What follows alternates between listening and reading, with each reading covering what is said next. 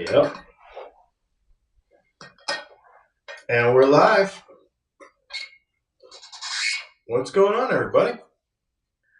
Welcome to Dylan Talks Tone, our weekly live Q&A.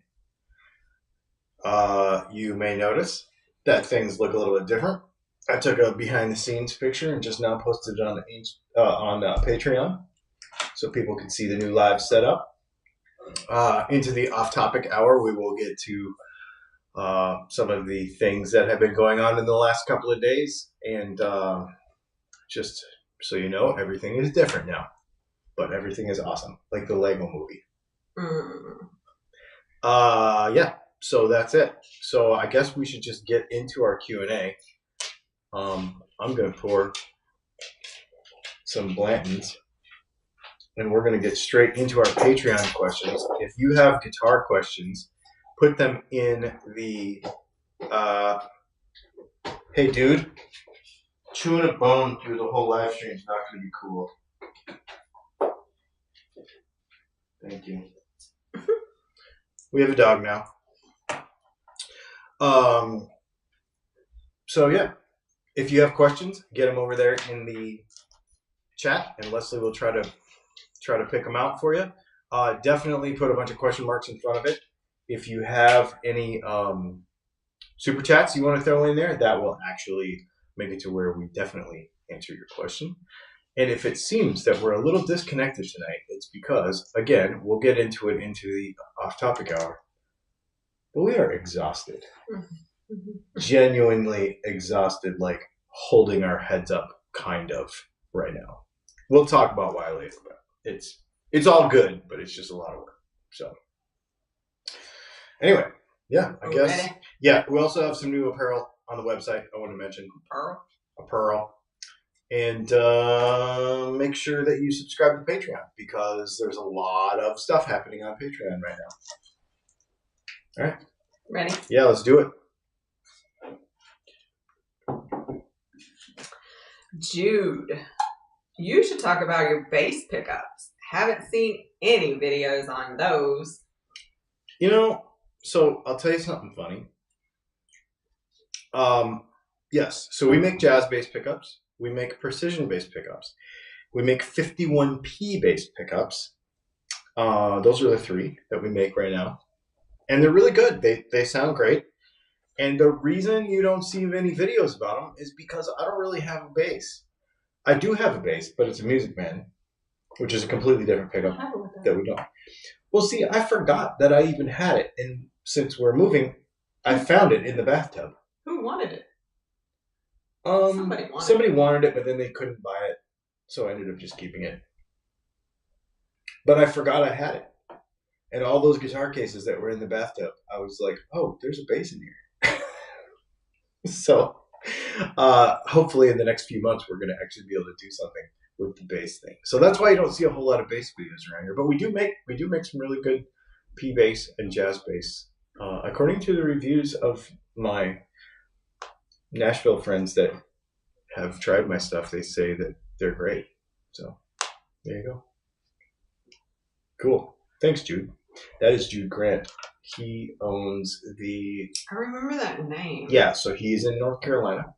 Yes. And he owns the single P90 Batfish in teal, like aqua color with a Bigsby on it. You built it. I built it for him. I tend to remember the names of builds because you talk about them for a long time. I didn't think you knew anybody else. Good grief. I haven't had... Wait, no. Jude is who we met. Did I meet him and his wife and baby? Yeah, they have... Yes. Yes, you did. We met them at Casino. Yes. Casino Guitars in North Carolina. Okay. I knew I had that name. Exactly. All right. Estafios. Hello, Leslie and Dylan. I tend to like the Stratocaster shape and sound, but I hardly ever use the tremolo.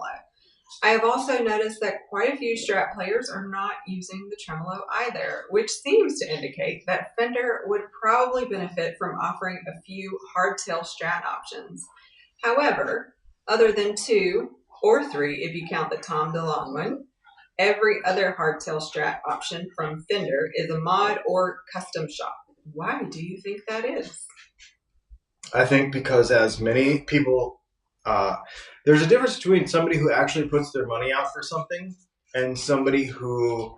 Can I close your moving email back here? Yeah, That was real. I was like, what is that? Super distracting. Yeah. Yeah, you can close everything. What is that? Just exit. When you open up another software, it puts your shot on top so you can see what's going on. Okay. Sorry, I really, I think it's because there is a difference between somebody who says they want something and somebody who actually pays the money. And if you look at sales data from Fender, I think that they are going to basically say we wouldn't sell them if we built them.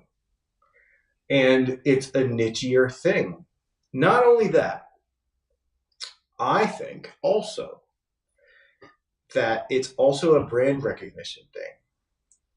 I think that a Strat is supposed to be a Strat.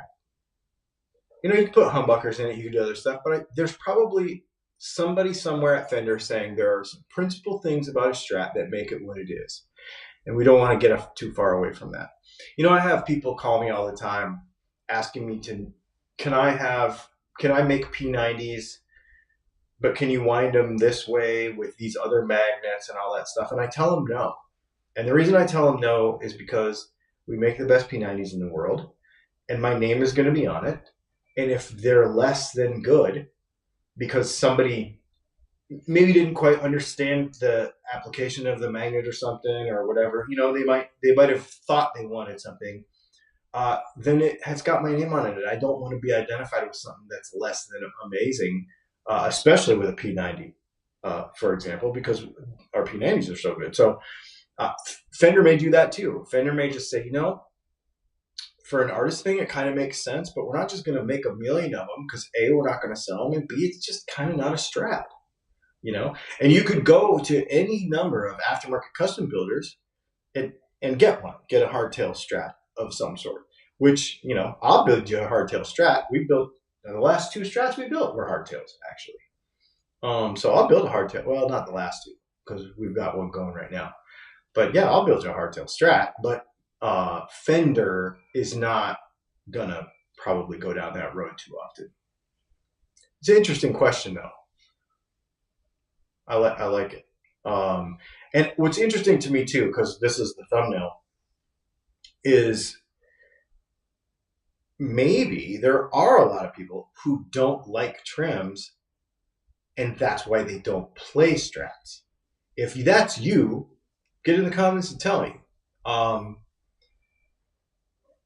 Maybe I should just make hardtail Strats. I don't know. But I just know that the number of people that ask me about a hardtail Strat is very, very low. Even when we were building, you know, 1 or 2 guitars every month for a few years, I built one the entire time.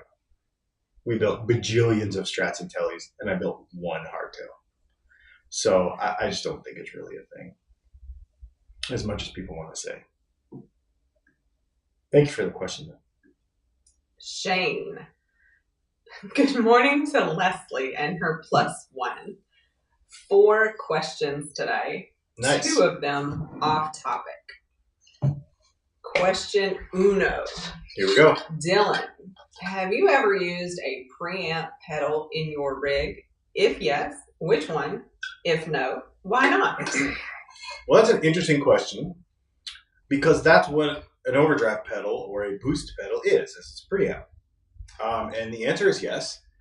I have used, and actually I've used really clean compressors as a boost, as a preamp too.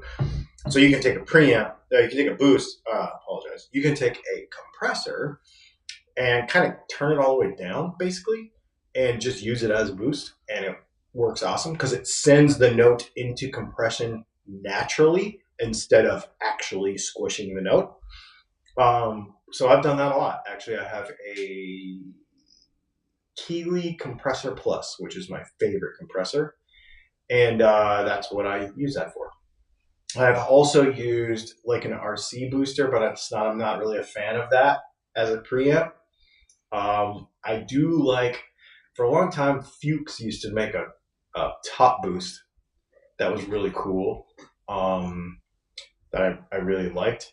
And then the other thing I'll do with a preamp is I will take a TS9 or TS10. So right now I have a Moxie Overdrive by Wampler, and I will turn the gain all the way down, leave the tone at noon, and then boost the level just above 0. Whoops. Ah, man. Gestures are on for the camera is what it is. Sorry. That was funny. And it did this to me the other day, and we had you have to save it. So once you get it where you want it, okay, right click back on whatever position you want to lock it in. Right click and update. Okay. So if we screw it up again, we can just hit that button. Mm-hmm. Okay, cool. Wait, how can you have a preview and you're on? That's weird. This is her camera that she uses for her work. This is kind of a quickie temporary thing because we don't have all of our stuff unpacked yet. So, or actually even here. So this is her setup. Cool. Great questions. And you can X out of that again. Jim, sorry I can't make it tonight. I'll be on stage. Actually, we end at 8, but we have to break down. By the time we get done, the show will be done. Have a great show. Thanks, Jim. That's Jim Woodard. Oh. Yeah, thanks, man. I appreciate that. Jim's a cool dude. Didn't know he was. He's got a bunches of Les Pauls. He came to the Patreon hangout the other night too. It was really fun. We did. Ivan had this idea where we're going to do every member of Patreon and YouTube can come and hang out on the live Zoom thing twice a year. Every 6 months we'll do it. Just to give them a taste and hang out. And it was great. I got to meet Tom, and of course Jim was there, but he's a normal $20 patron. I got to meet a couple other people too. I can't remember who now. But it was great. It was super fun. Matt was there. So yeah, we got to meet a couple new people, and they kind of got to see what we do every month, and it was a lot of fun. That's nice. Yeah. Tom F said I had fun at the hangout the other night also. That was Tom. Yeah. So Tom F is a certified SIG armorer. Oh, neat. Yes. So I was picking his brain about something. Not guitar related. Not guitar related. Yes. All right, Shane. Question do. Dose? Why did we say uno the first time? Good. When you are working with he probably is. When you are working with poor quality or weaker magnets, is it better to put them in a lower output pickup as opposed to a hotter one? Would fewer winds mask the magnet's deficiencies at all? No, it actually, you wind them hotter to mask magnetic deficiencies.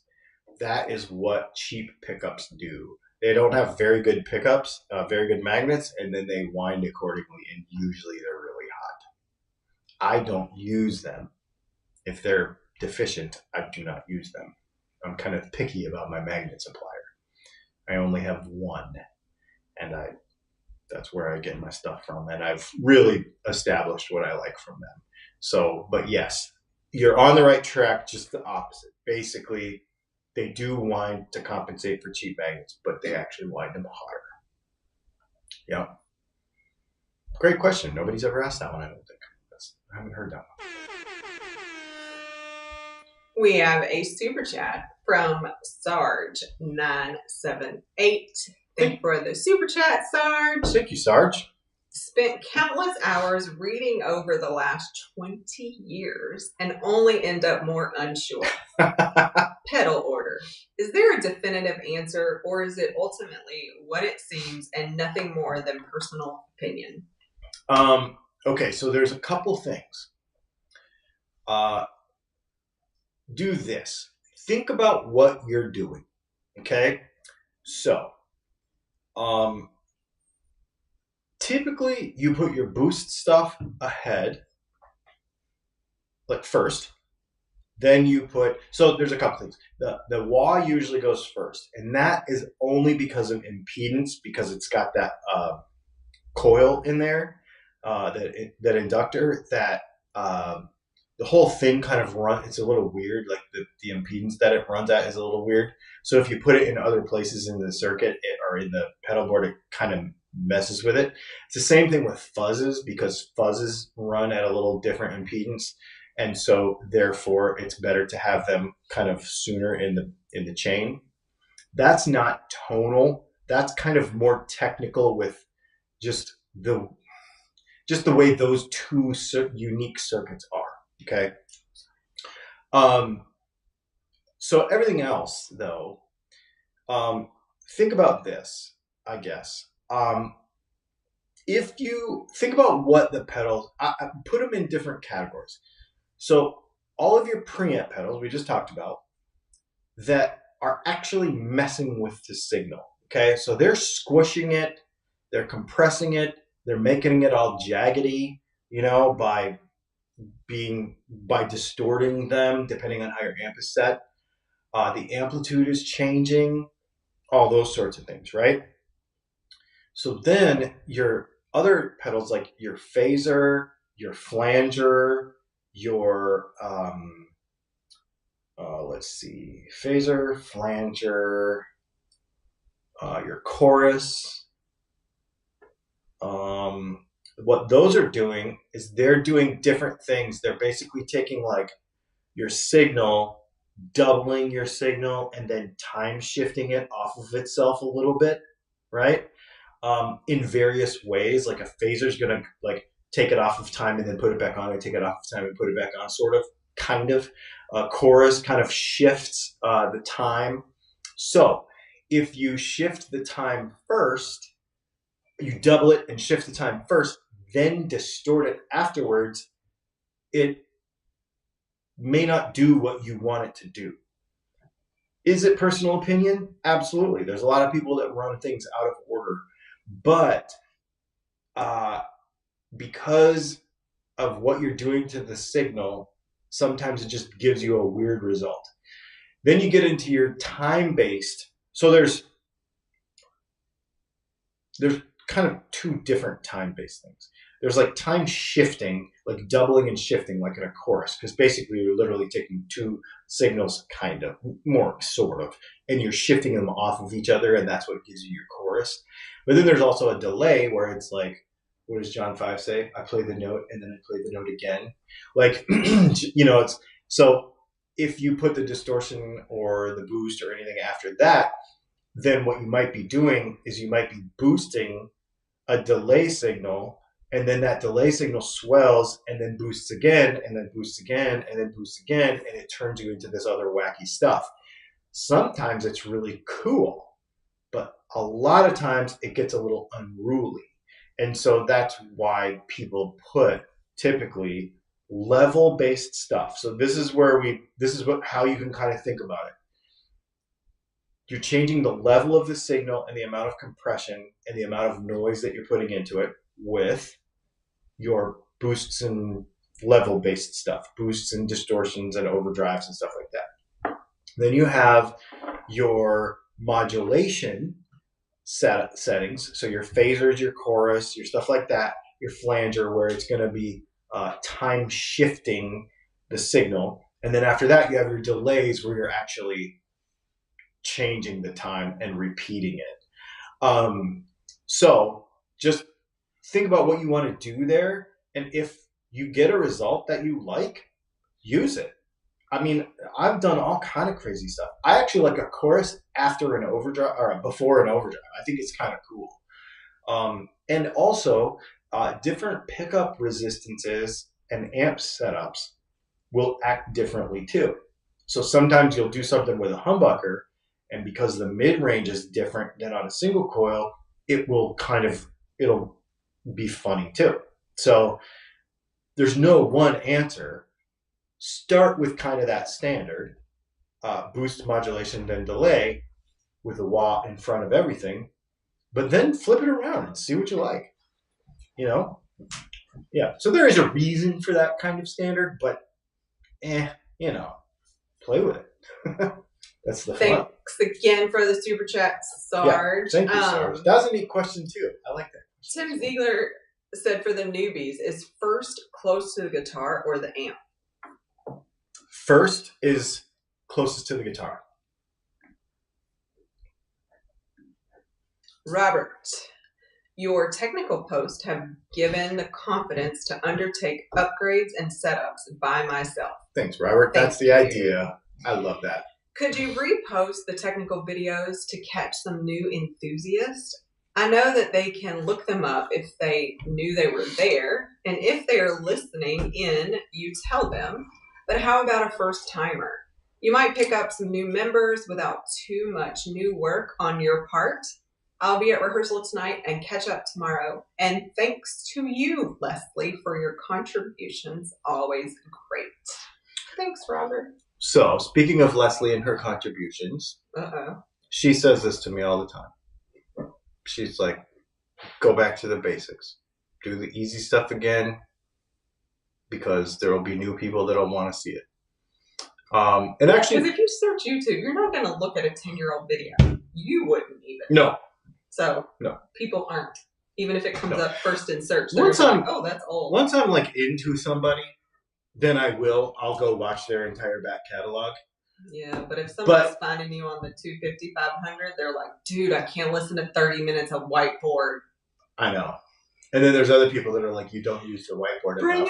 Bring it back.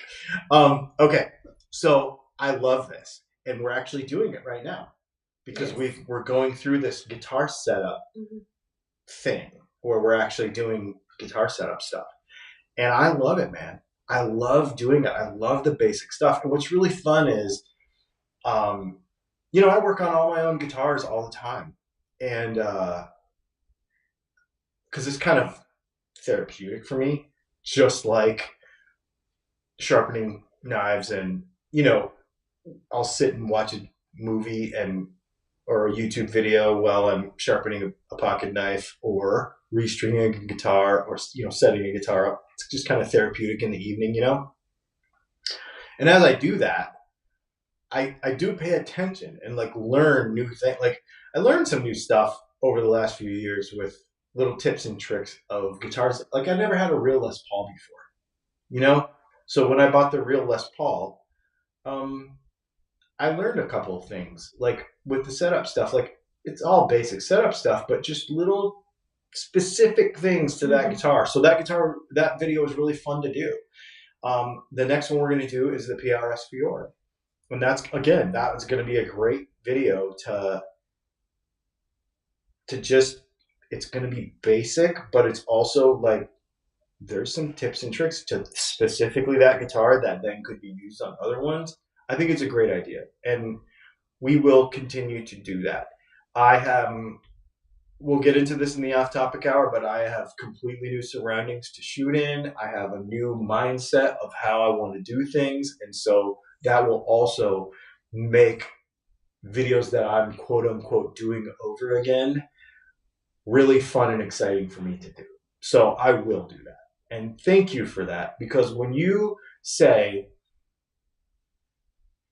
you know, we make these videos, obviously we need to sell pickups. That's how we keep the lights on, right? But the folks that say, I learned how to do it and now I don't have to pay a tech to check my, that really is like, yeah. There's a lot of balls to it. No, well, all the glasses are in the top too. So, anyway. Is that another super chat? That's awesome. Who's running this? You. I just looking over my shoulder. I just noticed it. It is Sarge978 again. Thank you, Sarge, for the super chat. He said, sure, I've come across that general answer before. Your explanation of the why made it click. I think. Haha. Much appreciated as always. Thank you. You are welcome, sir. I think if you understand the fundamentals of it and start with that as a baseline, then just go off after that, right? Like, to me, it's what happens if you break this rule? What happens if you break this norm? What happens if you break this, somebody telling me that this is the right way to do it leads me to experiment to find out what happens when I don't. If it's not going to ruin anything or hurt anybody, and flipping a pedal out of order is a great, fun thing to do on a Tuesday night when you're not going out or whatever. It's a fun thing to do. Thanks again, Sarge. Yeah, thank you for the super chat also. I appreciate it. I think I just read that one. 67 Goat just picked up an Ebony SG special for 20% off. Nice. Sorry, but this one will stay with original pickups. Now I just have to wait for it to get here. The guitar I just got delivered yesterday is a Squier Sonic HTH, also in black. I will not be limited by the high or low end. I love it. I am, now that we're here, once I get everything kind of squared away, I'm going to order a couple more Squiers and do a bunch of fun videos. I want to do a Mustang so bad. Because everybody's been asking for it and because I've never done it. So I'm excited about that. Yep. It's probably going to be one of those Sonic ones too, because they're really good. Like $250 or whatever. They're great. Super cool. Super chat from Jeffrey McRicker. Thank you for the super chat, Jeffrey. He said, the first part of Robert's comment hits home for me too. You have instilled confidence in myself to take on projects for local guitarists. I have two guys that have relied on me. Cheers, you two. It's neat. Jeff, I've actually known Jeff a long time. He's friends with my brother.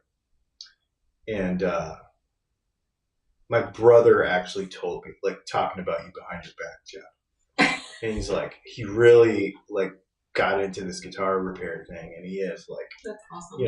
Almost becoming a guitar tech in his little, I don't want to give up his town where he lives, but he lives in a little town in Arizona that, it's not like you have a whole host of super high quality guitar techs there, but he's told me before, it's given him the confidence to do that. And that's really neat. He's bringing something to this little town that is, probably wasn't even there, that's really cool. I really like that. Thank you for the super chat. We need to go visit him. Sandon Crowder, thank you for the super chat. Why are some pickups so expensive? Are the materials manufacturing very expensive, or is it the fact that people will pay that much for tone? So that's an interesting question, and I really think, in fact, I'm writing this down right now. We are going to, on Tuesdays, Just Gonna Say It podcast, this is going to be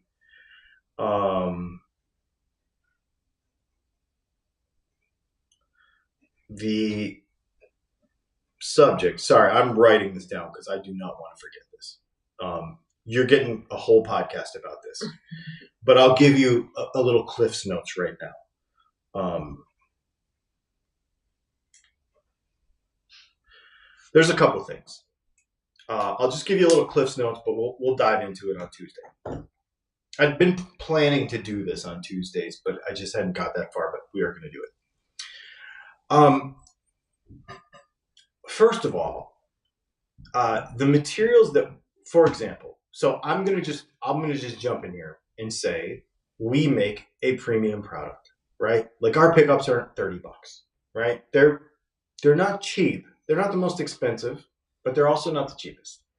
And they are on the higher end of what a lot of folks who are looking for affordable, quote unquote, affordable pickups. They don't buy, people that are looking for affordable stuff don't usually buy our stuff. Because it is a bit expensive. The reason our stuff is more, there's a couple things. One is the materials that we choose, we handpick. I've spent 10 years experimenting and making it better and better and better and better, and narrowing down where I get magnets, where I get a lot of folks. I don't want to mention any company names or anything like that, but there are some well-known places who use particular suppliers for, say, Strat flat work and Telecaster flat work, like the felt paper that the pickups are made out of, and they're not good enough for me. I will not use them. I believe that they are too inconsistent and that the results are not good. There are folks that use different brands of wire that I believe are too inconsistent for the volume that we are doing. So, and here's the thing. A lot of the folks that are making like $50 humbuckers and $25 and $30, even home winders, even guys that are winding them by hand, running out of their garage or whatever. Because no lie, we run out of our house. I'm very proud of that. But they're selling a $30 single coil and a $50 humbucker. They're not buying things at a volume that requires them to worry about that kind of consistency. They might buy a 5-pound roll or a 2-pound roll of wire and it might last them 2-3 months. A 5-pound roll of 42 gauge wire lasts me 3 weeks.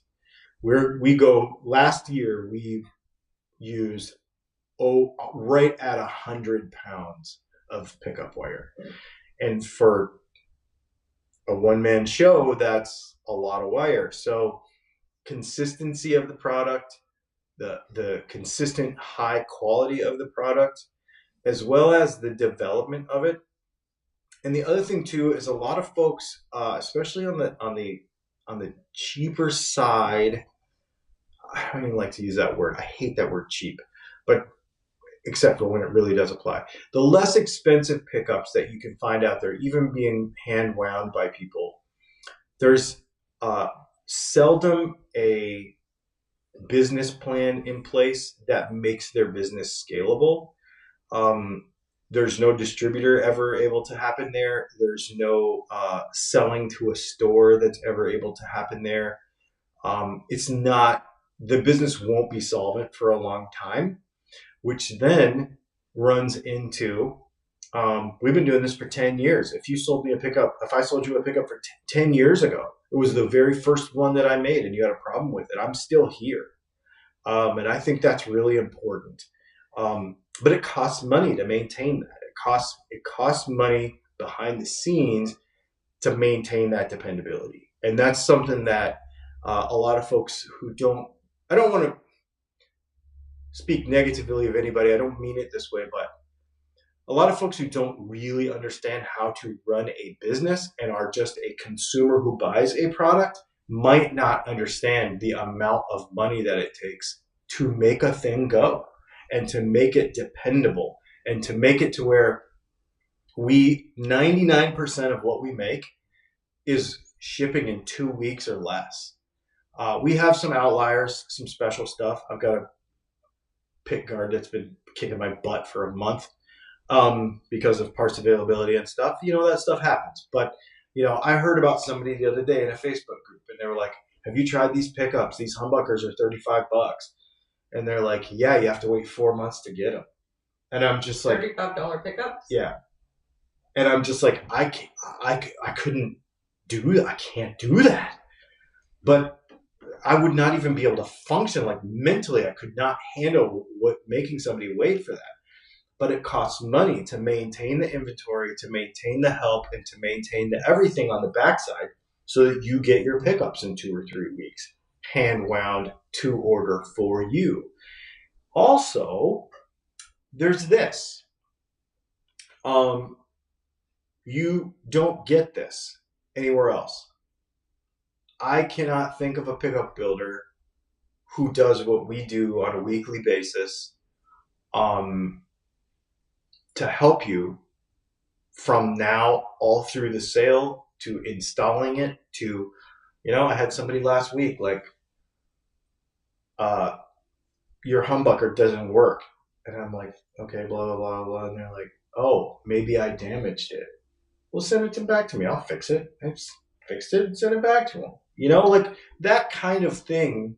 Yes, it costs money. It costs time. But I also believe that the value added in that feeling that you get as a client is important. And so, it outside of the actual quality of the parts, there's a lot other things that add value to an entire experience. And that's why we have so many repeat customers. So it's really important to me, the stuff outside. If you're just trying to find the cheapest pickup, don't buy my pickups.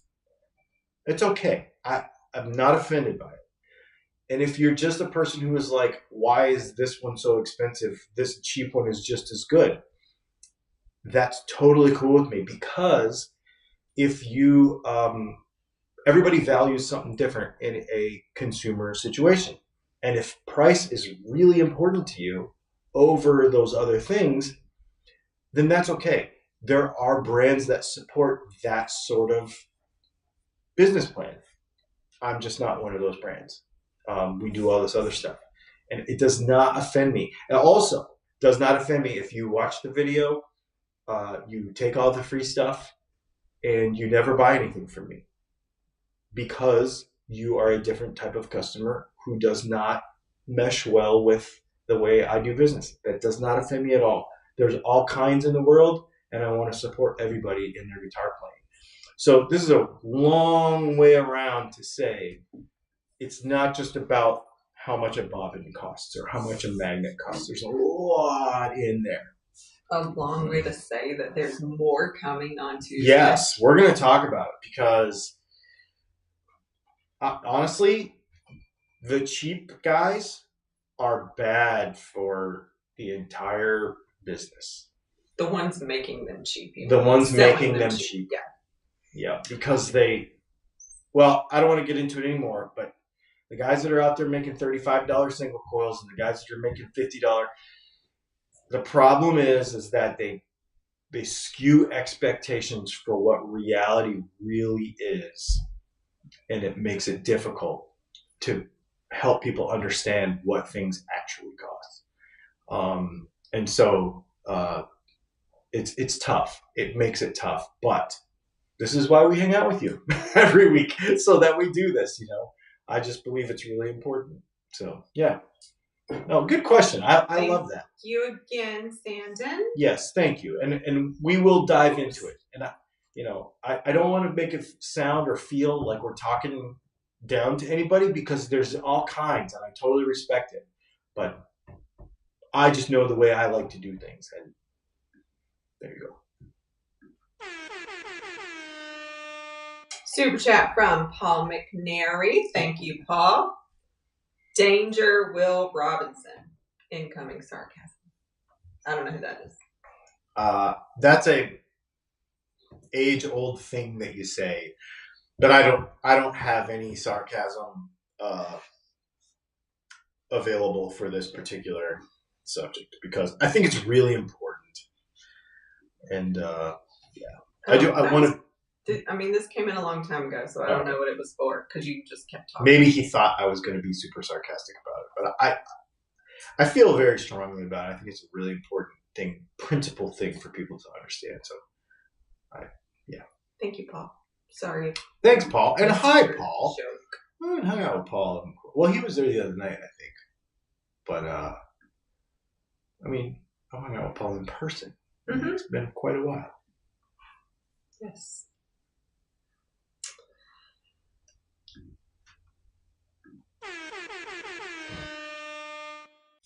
Super chat from Jude Grant.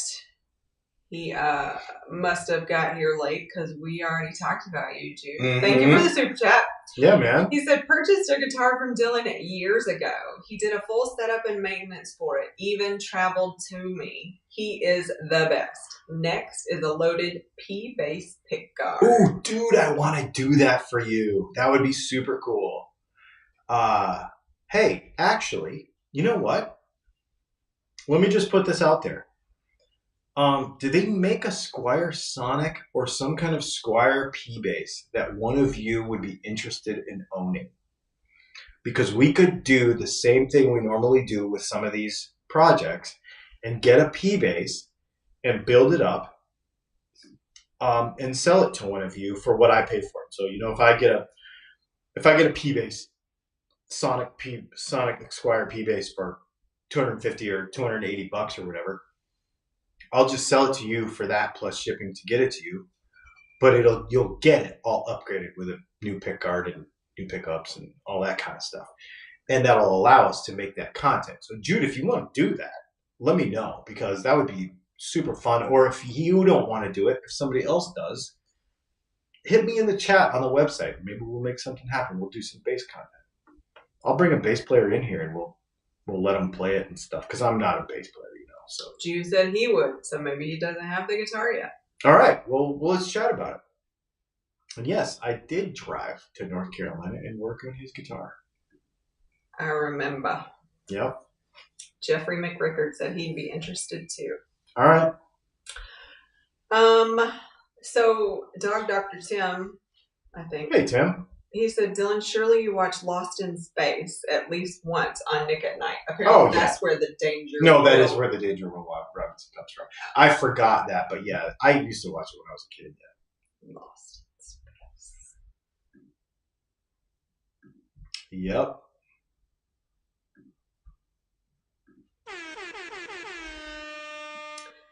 Sarge978, thank you for the super chat. Sarge recently added to the collection and can't leave anything stock. Really like Lawler Imperials, but you and your content have done so much for me. I'd love to support any of your pickups comparable. Our DAFs or our Super 8s. I love Lawler Imperials. Not even besides. Just full stop. Lawler Imperials are amazing. They're probably my favorite aftermarket humbucker besides my DAFs that I make. So that's where I would go. The Lawler Imperials can hit pretty hard. So if you want that still kind of power behind it, get our Super 8. Because we put an Alnico 8 in a DAF. So basically what our Alnico 8 DAF, it's a Super 8, but basically what it is it's a PAF wound, super low output wind with a little hotter magnet. And man, is it good. There's a bunch of people in the comments right now that have them. So you can chat with them in the feed down there, and they'll give you some honest feedback. But I'll tell you, they're my favorite right now. Right now.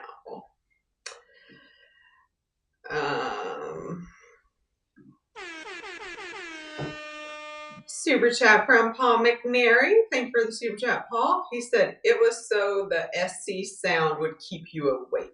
That's right. Thank you so much, man. I appreciate that. Did we even make it through the Patreon questions yet? Mm-hmm. Okay. I got this. Okay, I didn't know. I know we do have some off-topic Patreon questions too. Off-topic hour is going to be hot this week. Hot. Well, we'll talk about it. You want to take some comments from? Let's do it. All right. I'm going to go backwards because Mr. Goat said I'm open to a couple of basses in a month or two. Okay. Guitar Quackery says a locksmith in New York City will charge $350 to change a cylinder, which is a 10-minute job. Pickup builders don't charge enough. Pooh Ninja said R&D ain't free. It's true. It is true. Yes, that is true. That is a really hard thing to quantify for people, for sure. Yeah.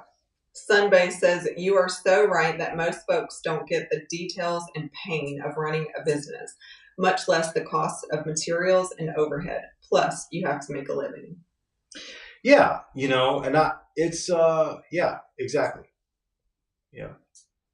Eric Lettinger said, I ordered my tele pickups on a Monday and had them by Thursday. Don't count on that like every time. I mean, don't set some expectations I can't live up to right now. But most of the time, if it's going to be more than about 2 weeks, I try to send you an email and tell you. But I also think it's very important to make everything to order. I want you to feel that. If we just pull something off the shelf, it's kind of like Walmart, man. Like, I don't want that. I want people to feel like you emailed me a question this morning, or you chatted me a question on the website this morning. Hey, do you have this? Yes, I can make that for sure. And then, you order it this afternoon and you put a note on the order. Hey, I chatted with you this morning and this is what I want. And even if it's something that we make all the time, and then I go and make you your pickup. Like, I don't know, man. There's something about that. I like that for me. I'm actually waiting right now on a fountain pen from Ireland that I've been waiting for like 6 weeks. Mm-hmm. And I emailed him and I was like, what can I expect? Because it says like it will ship in 2 to 3 weeks. And he's like, look, man, I got really sick and I was down. And he's like, I'm kind of behind. And then we released this other pen. And of course, so now I'm just super slammed. And I'm like, dude, I run my own business like that too. And if I had the flu for a week, a couple weeks ago, mm-hmm. and like, okay, I get it, but he's making me a pen. Like, when he talked to me the other day or a couple weeks ago, my pen was not made yet. He was going to make me that. Like, I just think that is so cool. It's just way better than pulling something off the shelf. I don't know. I want that. So I want to share that with you. I love it. Super chat from Sarge978. I wonder what that means. Thanks for the super chat, Sarge. Thoughts on the Imperial low wounds? Same. I like what I've heard in videos of them, but people seem to poo-poo them a bit for some reason.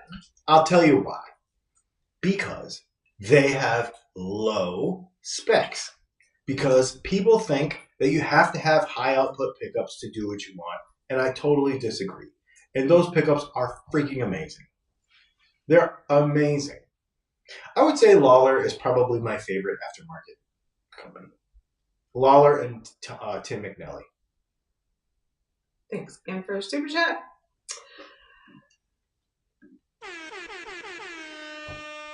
Super chat from Ernesto Chang. Hi. Are your Quattro humbucker pickups available in a zebra coloring or full cream?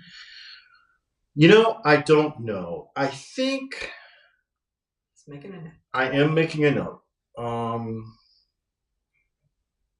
The last time I checked, I can only get those bobbins in black and white, I think. So we could do a black and a white, but I don't think I can do a black and a cream. Zebras aren't cream. Yeah, but when people talk about zebra pickups, they're talking about black and cream. Usually. So shoot me a chat on the website and tell me what colors you want, or you can just tell me super chat if you want to, I guess. But I don't think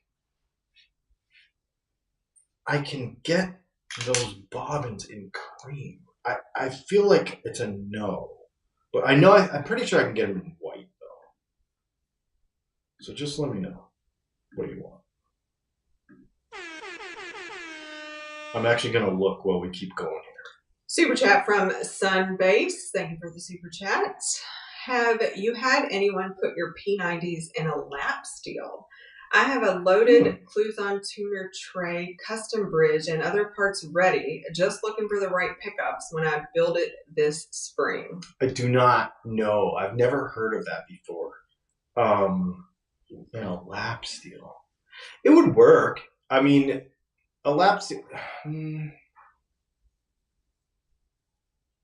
I would be more prone to want to put a telly pickup in that because of the steel base plate. But a P90 in a lap steel would be really cool. I would be willing. Let's say this. I would be willing to experiment with you. If you put a P90 in it and didn't like it and wanted to swap it out for a telly, I would be willing to work with you to see if we could make something cool. That'd be a neat thing. So when you get there, hit me up and remember that we had this conversation, and I will be very interested to try. I'm in a very experimental mode. Thank you for the super chat again. All right, we're keeping going? Yeah, let's keep going. Okay. Bobbins. T-Bone. Hey, Dylan and Leslie. Yeah. Dylan, at what price point should you expect a guitar to not have issues, such as sharp frets, bad paint job, etc., etc.? I don't know that there is a price point associated with that. I think, so I feel very strongly that 99% of the issues with guitars that we see are not because of the manufacturer. They are more often because of the retailer allowing a guitar that should not be sold to be sold. I'll call out Guitar Center. I can't stand Guitar Center, and I very rarely will buy a guitar there. Because you go in there and all the frets are sharp. And I've done a bunch of experiments with this. I think I've talked about it before where I've kept track. So like you go in there and you'll see a guitar hanging on the wall and it's fine. Well, then the guitar's there 3 or 4 weeks and then it's not fine anymore. The frets are crappy. The frets are sharp. The strings are all gross. That's a retailing problem. The way this should work is, Fender, for example, shoots for 5% or less on a redo or return situation. Okay? When you're doing millions of dollars of business every year, you have to have a percentage. Okay? And 5% is a lot of guitars, actually. Like, it's a lot. So when you have a quality control issue, there's always going to be that kind of percentage. But the way they calculate that is the amount of guitars that they have to fix before they leave, and they're in their QC, and then they send them back around before they leave the factory. And then they also calculate the amount of guitars that come back from Sweetwater, from Zounds, from Guitar Center, from your local dealership, whoever it may be, your private dealership in your town. The problem is that the majority of private dealerships and Guitar Center and some of these big box stores do not do their due diligence. And here's what I would say. And this is the thing that I always tell people. If the guitar has a problem, return it. Do not get on the internet and be like, that guitar sucks, and Gibson quality control sucks, and Fender quality control sucks, and blah, blah. It doesn't help anything. Return the guitar. If it's not good, return it. Because that is how manufacturers make improvements. Because then they see the number. They go, oh, crap. We've had this many of this model come back. Why is that? What's the deal? And they do drill into it. People think that the big corporations don't care. But I've spoken personally with the folks that care, and they do that sort of research, and that sort of, they look at that stuff because that costs them money. They have to buy those guitars back. It's If I had 5% returns, Oof. oh my God, I would go out of business. You would hate your life. I would hate my life. I can't even imagine. Like, how can you do so? But I'm not doing millions of dollars either. But, and, you know, we've had, if we do 200 pickups a month and we have one return, which we don't. You don't have a return every month. No, we don't really. We probably have a return every, I don't know, 3 or 4 months maybe. And sometimes it's not even a quality thing. Sometimes it's just a. Yeah, when the last one was like, bought a gift and it was the wrong gift and they were like, crap, I was supposed to have this, but I bought this. Yes, fix this? Somebody bought him a gift for the wrong guitar. Yeah.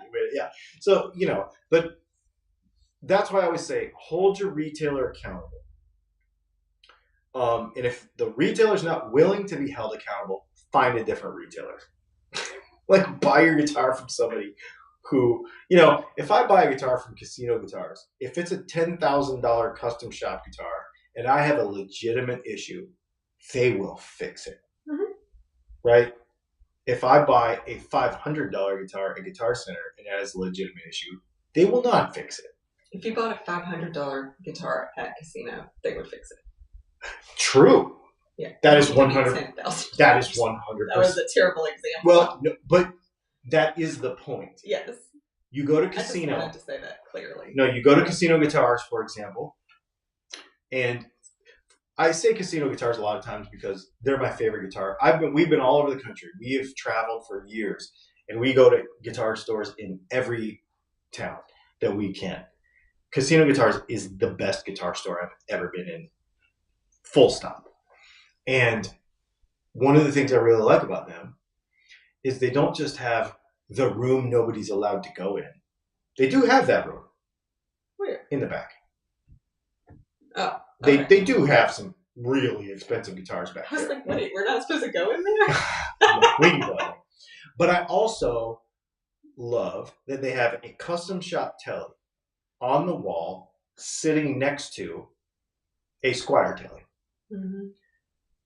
And it gives you the experience of, no, you are a guitar player and you are here because you love guitar. And you get the same experience that the guy who's spending $6,000 for a custom shop, even though you're spending $400 for a Squier, you get the same experience.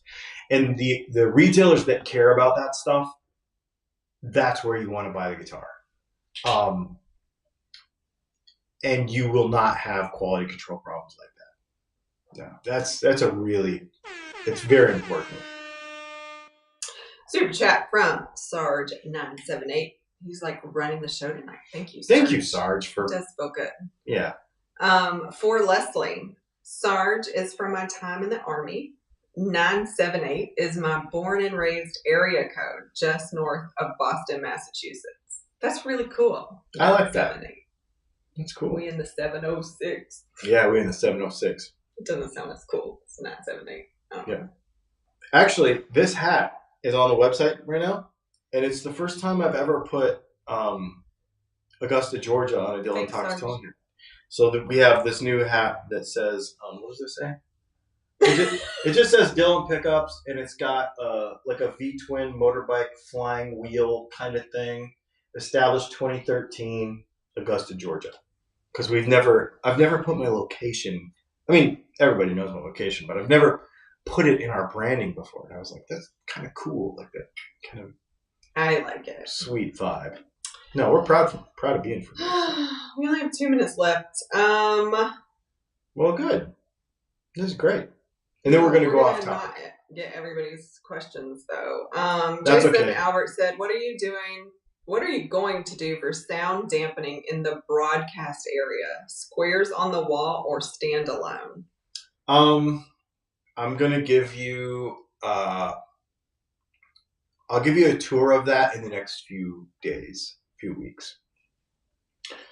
When we get into the off-topic hour, I'll tell you some things that we've done already. Yeah, because it's pretty echoey in here. But we're still working on it. no lie, the movers haven't even come yet. Like, our furniture's not even here. Art Smolsky says, what do you recommend to replace Pro Buckers in a 60? DAS, 100%. Charles B., do you have a humbucker that is close to the original Seymour Duncan Screaming Demon? Let me look really fast because I can't remember the specs on that. That thing's pretty hot.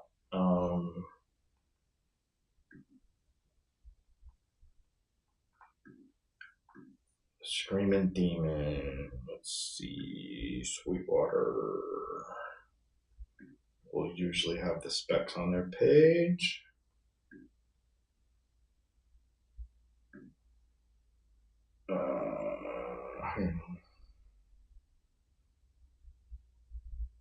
Oh, that's a George Lynch deal.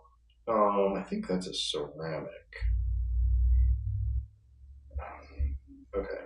I hate pop-ups. Oh, it's an Alnico 5. Okay. And it is not telling me the specifications.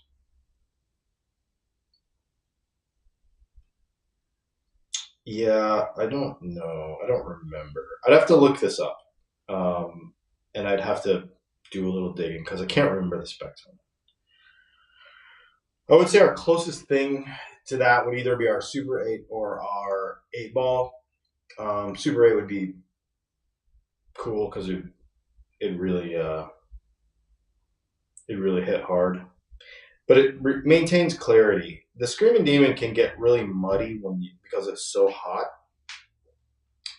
and so a lot of times you can really lose some clarity, and it can kind of get a little mushy.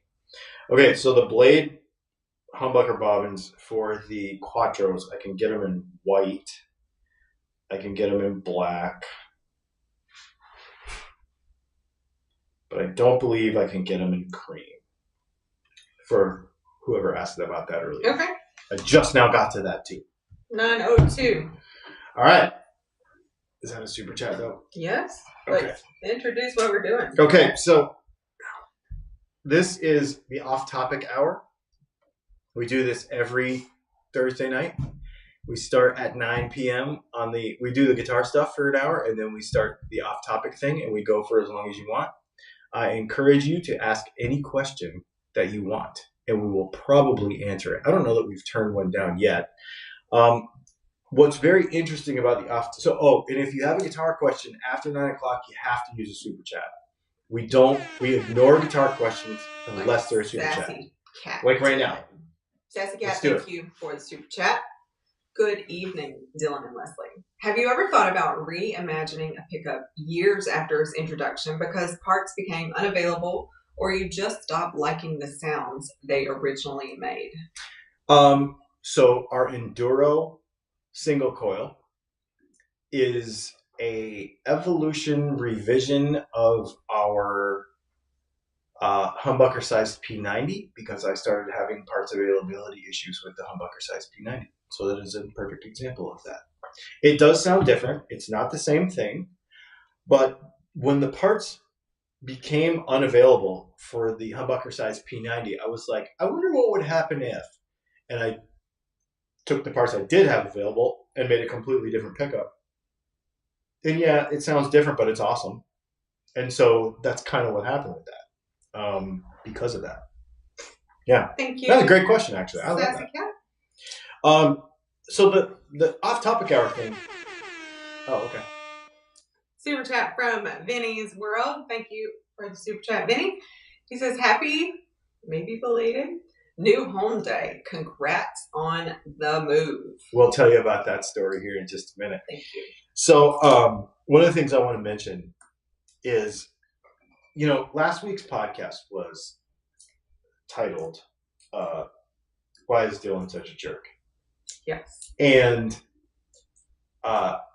I think I think it landed pretty well with most people. There was a couple people that just, were so obtuse that you couldn't really, kind of unreasonable. But one of the things I said during that, and I kind of emphasized it a bunch of times, so I hope you are here, is that we do this off-topic hour thing. And so no matter what you see in a video about top wrapping or about some of the things that I can get a little snarky about sometimes because maybe I think they're dumb or whatever, that we do this thing every week that is for the purpose of me and you to get to know them and them to get to know us, because I want to all be friends, and this is how we build this guitar community, and this is how. So I hope some of you who watched that the other day are able to watch this and to come and hang out and be part of the off-topic thing, because we're all just people who play guitar and we're just friends, and we also do other stuff too. Except you. I don't think you're in the other stuff, and that's going to come up here in a minute. So other. You're other. Wow. Check. So let's do our Patreon questions first, and then we'll give them a little life update. All right. Because you can ask off-topic questions on Patreon too. Rob says, hello, Leslie and Dylan. Congrats on your new house, and good luck with the move. Today is beautiful wife's birthday, so we'll be out celebrating. I will watch tomorrow morning. As always, thanks to both of you. Excellent. Thank you for still catching up later. Yes. Shane. Oops, that says question 2. Uh-oh, did we miss one? Off topic question 1. Okay. I am green with envy that you are on Sesame Street, Dylan. What is Big Bird like in real life? Is Elmo really the ass he seems to be? Which Muppet do you think is best at keeping it real? 3 questions, all with the word real in it, LOL. So my dad worked for PBS for Sesame Street isn't Muppets, right? Well, it's a Jim Henson creation. Both of them? Yeah. So I was more involved in some promotional stuff, and so I was not on I don't know any of that. I don't have any involvement with actual Sesame Street characters. So, but I did do a bunch of PBS stuff when I was a kid. That's so funny. Yeah. Jeff. Oh, wait. Just kidding. Shane had another one. Shane, off-topic question 2. I think I found a solution to your need to flip dangerous pointy knives near your spouse. Ever tried pen spinning? My coworker is awesome at it, and there's even a world championship for pen spinning. It is really cool, actually. It would let you scratch that itch, and we, the viewers, won't fret about you potentially poking out Leslie's eyes. Check it out. There was a lot of people that really got worked up about the knife thing. And I did some research, as in stalked out their Facebooks, and realized the majority of folks who are bothered by the knife thing are from countries and other jurisdictions, we'll call it, who have legal issues with owning them or, various things like that. And one of the things that a lot of people may not realize is, like, you're not scared by a pocket knife. No, I may own a few. She has her own collection. Yeah, we've been busy doing house stuff, and I actually have a razor blade in my pocket. You do. And last night, I believe, I saw you opening a box with a ProTech automatic stiletto. Yes, because that's my purse knife. So, she's not bothered by this. This is part of who we are. And just kind of a funny thing. Anyway, but the pen spinning thing, I'd be interested to check it out. You can't really do that with fountain pens because you would end up with ink in the caps. So that would be kind of messy, but. All right. Last one came in early. Jeff, Off-topic question. I recently bought a Honda CRF 300i Rally. I'd like your expertise on what I should do first with the bike as far as mods. It doesn't have to be anything crazy, just things that will help me out in this new adventure I am jumping into. Everyone says to update the suspension, which I can do at a later time. I am new into motorcycle world, and this is my first bike. I've picked your brother's brain a lot, and he pointed me in this direction with bike choice. My goal is to get into the ADV bike riding world. There are plenty of areas in close proximity of where I live, as you know, for me to completely enjoy this. But even go beyond the proximity and do some longer highway to off-road trips. Bike modding is such a personal thing. So here's what I would tell you. I would worry more about reliability. You live at a higher elevation. So I would worry about fueling. Make sure that you're getting the best performance out of the engine and emission stuff and fuel injection and stuff that you can. So I would check that first. That was my area of expertise when I was in the power sports industry, was that, because as you know, I was in Flagstaff, which was a high elevation, and so that's what we developed. But what I would do is literally just ride, and I would just note what needs you think you have. You can, my buddy Seth and I, in fact, you know him too, always used to talk about people that would tune themselves to a standstill. It's the same thing in guitar stuff. It's like people will nerd out to the nth degree, to the point where they're nerding more than they're actually playing or writing. So we call it tuning yourself to a standstill, because that's what happens. So just ride it. That bike is great. I would suggest that bike, and I would suggest a KLR 650 to anybody. Though for the same reasons, just a little different price points and stuff. But that bike is great. And for ADV stuff, it's might be a little buzzy on the highway, but you can cover a lot of ground where you live, because I do know where you live, and you could cover a lot of ground there, and do a lot of different things. Suspension is only needed if you exceed the limits of it. If you start putting saddlebags and a big tank bag, and you're camping over the weekend and that kind of stuff, and your preload, it kind of gets overloaded, where you're getting like 4 or 5 inches of sag when you should have about 3. And you start, bottoming out your forks and stuff like that because you're overriding the suspension, then do the suspension. But if you're not overriding it, if you're not overriding what you have, then just ride it. That's what I would do. I would just ride the thing. And, when it gets to be wintertime, throw some heated grips on it. And when it gets to be too hot, spend money. Do not cheap out on helmets. Do not cheap out on safety gear. Buy the most expensive, coolest jacket you can find that ventilates properly for where you live, because I know where you live. You keep saying that like you're a stalker. Concentrate more on the support gear than the bike itself. I would spend more money on like an arrow stitch. Well, okay, maybe not an arrow stitch.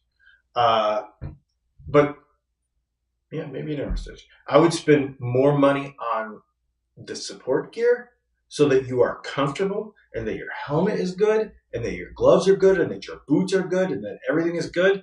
And then, because you're not overriding that bike. I know you're not overriding. It's your first bike, so you're probably not overriding it. So just ride it. Just put miles. Interesting that your brother would point him your way, because your brother has had a lot of motorcycles. And he pointed him to that bike to buy, because I know the bike. My brother right now has, or he might have sold it, but he had a Yamaha Tenere 700, and for the same reason, like. And my brother's 6'5", and he's, really long legs, and so, but the same thing. It was like, don't buy too much bike, and just go ride the thing, and learn where the weaknesses are, and then upgrade Otherwise, you're going to spend so much money on dumb stuff, and you're going to have crap bolted all over the bike, and you're going to look like more of a noob than you are because you know what I mean. Like, don't look like a noob, man. You know, whatever.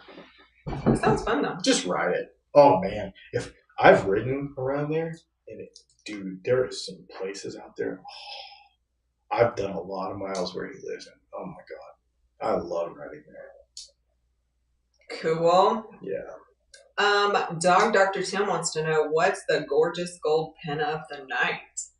Oh, this is actually not a very expensive pen either.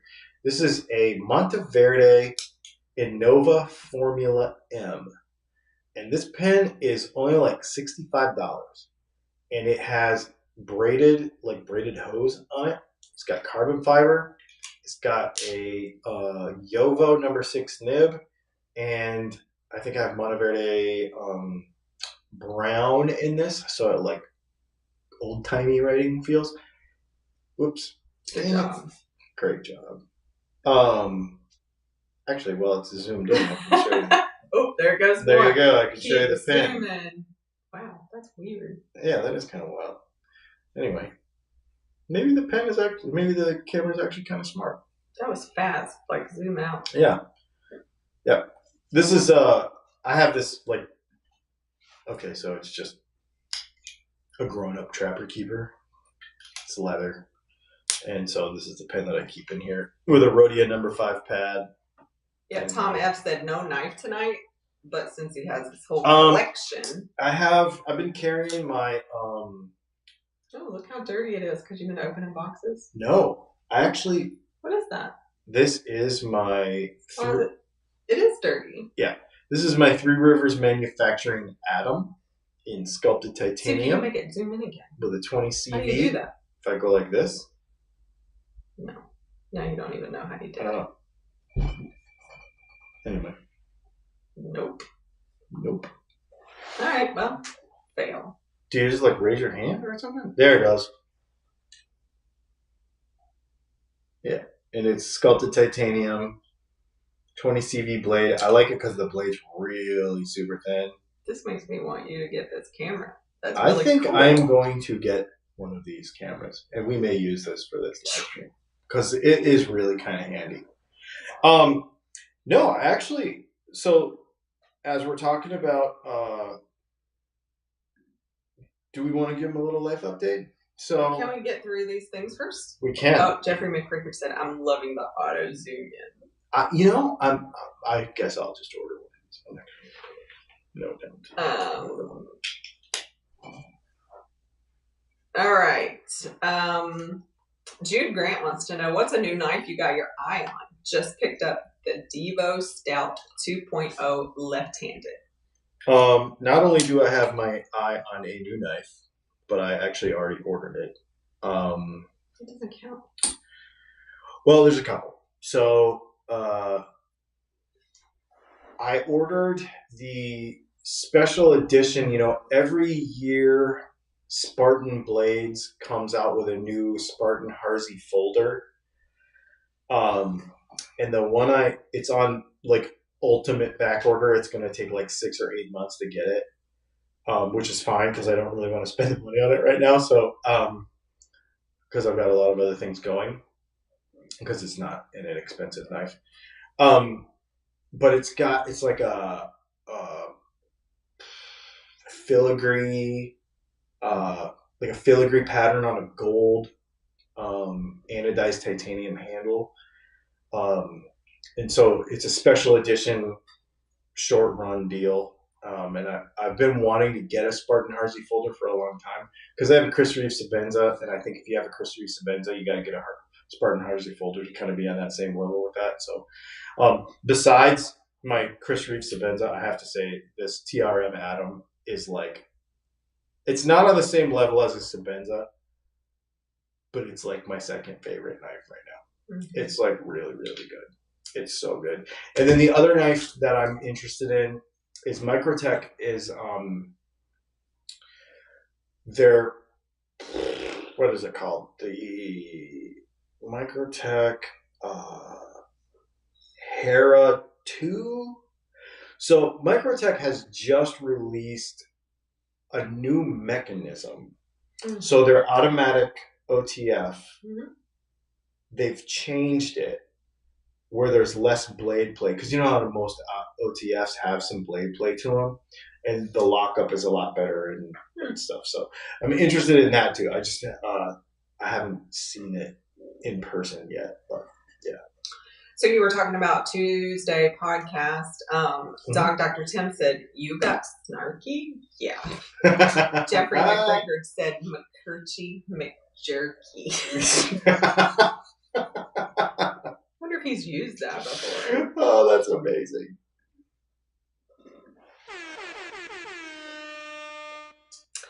Sarge978, thank you for the super chat. He said, almost got put into a guardrail last year, laid it down going 80 in a hoodie and jeans. Just a little rash. Uncle Sarge says, more go faster equals more better, or if you're looking for a bad influence. But what Dylan said, LOL. Yeah. More go faster equals more better. Well, yeah, but here's the thing. I'm a slow bike. Thank you, Sarge. I don't know if you ever heard the slow bike, fast bike thing. So you probably heard this before, Sarge, but it's a lot more, and it goes with cars too. It goes with just about anything. But it's more fun to ride a slow bike fast than it is to ride a fast bike slow. I mean, I've had many 200 horsepower sport bikes. But it's really fun to like take a super motard dirt bike with street bike tires on it and just rip, and like you feel like you're just shredding, you know what I mean? And you're only going 60 miles an hour, like, but it's just so fun. But to take a 200 horsepower bike and do anything under 100, it's just kind of boring, you know.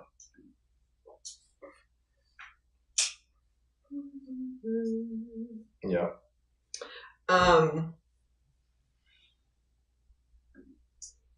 NYC Geology said, tell us about the new pup. So, and in any other context, that would have meant pickup, and this time it actually means it pup. actually means a dog. So, okay, so I guess what's the other question there? Zach wants to know, do you prefer a brand of fountain pen ink? Also, do you do carts, or does your pen have a reservoir? And then we'll get into the dog thing, because that'll be part of the life update thing. So my favorite fountain pen ink at the moment is Monteverde. I also like Noodlers. I have some Noodlers black and a pen, but I really like Monteverde. It's like really slick, and it just feels really good. But we also, so my daughter actually draws, and so she has like a bunch of fountain pens, and we buy ink. Like, I mean, I have a shipment of ink coming tomorrow, and there's going to be like 9 different inks. Like, we experiment with ink a lot. So we have Colorverse, we have Jacques Bond, we have bunches of different inks. We buy samples and we try, so we experiment a lot. But to write every day, I would say Sailor Black, because I have a Sailor Pro Gear with black in it. And I would say I really like Pilot Hiroshizuku, and I really like, for the fancy stuff, like a lot of sheen and shimmer and stuff, I like Colorverse. But for everyday writing, I have a Big Idea Designs fountain EDC with Monteverde black in it, and then this Monteverde has Monteverde. It's brown, but I can't remember the actual name of it. But it's some kind of brown ink. So yeah, those would be my favorites. So dog. So we purchased a home.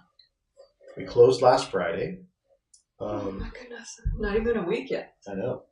We actually bought. I'm tired. We bought her parents' house, we actually used to live here for a few months. I mean, I've lived here twice. This is the third time. I suppose that's true, huh? And then during COVID, we when we bought our motorhome, we sold our house and we bought a motorhome. We lived on the road for 2 years. But COVID started and they closed everything down. And so during the COVID shutdown, I put a 50 amp service in the driveway and we lived in the driveway for 2 months. So we've been around here a bunch. But they wanted to move on and so we bought their house. And we are in the process of remodeling a bunch of things, repainting a bunch of things.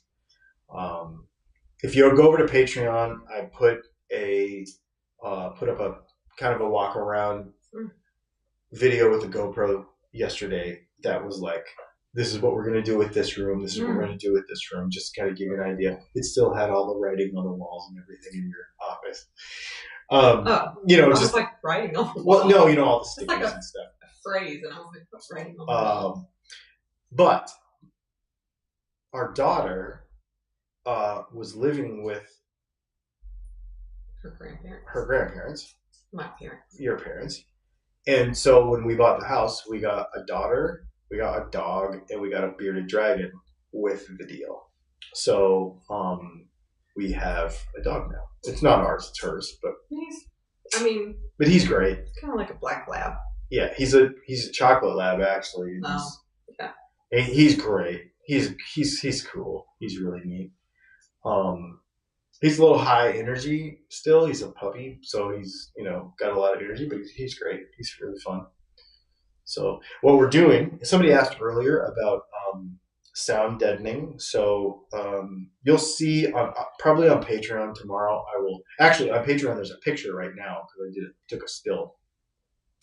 So what we did was in this room is going to be we're calling it the lounge. We're making it sort of like a smoking room kind of deal. There's a wingback leather recliner right there. There is a cowhide rug on the floor. We're sitting at a bar. This is actually a bar. I bought a 60-inch bar. And then behind us is going to be a Chesterfield sofa that comes on Tuesday. The upper parts of the walls I want to do like a vintagey style wallpaper that just came in today. So over the next week or so, we'll probably do the wallpaper on the top side. On the bottom side, what we did is, and we've got blackout drapes and sound deadening drapes. Over to this way, I could probably pan around and show you, but it's dark. So I got a secretary's desk for all my fountain pen stuff. And below the chair rail, we painted the chair rail black. And below the chair rail, we put, it looks like punched tin, but it's actually about 3/8 of an inch thick foam that is black. So it looks like punched tin, but it's sound deadening. It looks so good. Once and the wallpaper is actually like a silky fabric. And so once that's done. Yeah. So between that and the couch and I think it's going to calm it down a lot in here. And if we need to do something extra, I'm going to hang panels from the ceiling. Guitar Cracker said, do you use OBS for live streaming? No, we use Ecamm Live, and there's an affiliate link in the description. Sweet. Yeah, we use Ecamm Live. Lou York X said, LOL. Did that stuff cost extra? No. She's pretty self-sustaining. Yeah. Plus, she's a bartender, so. Yeah. So we got a bar, so she can bartend. Built-in bartender. That's right. Yep. And yeah, it's pretty cool. I'm really excited because this room is gonna.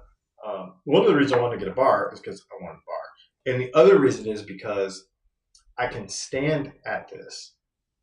We're sitting on bar stools now, or I could even sit in a bar stool. We could put a guitar on here, and we put the camera where you are, and it's just a really great way.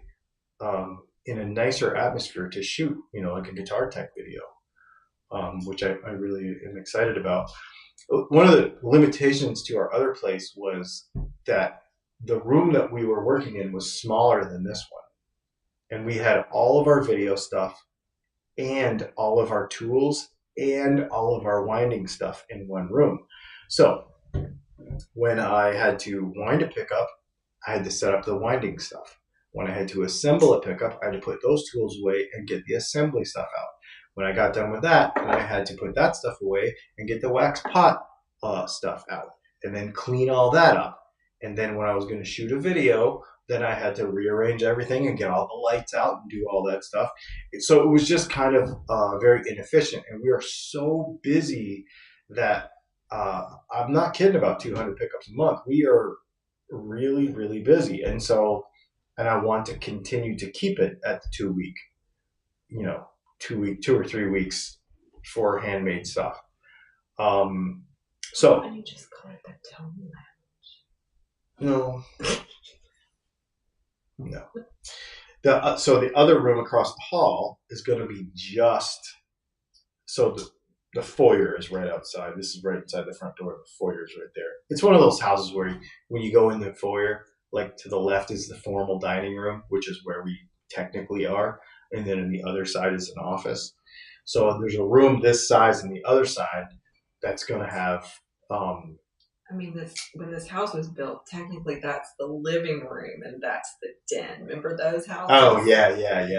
Yeah, that's right. And then this is the formal dining room. Yes. And it was the formal dining room for her parents. So anyway, so that's what we're doing. Really that formal. No, we're not that formal. It'd be good to eat at a table. Exactly.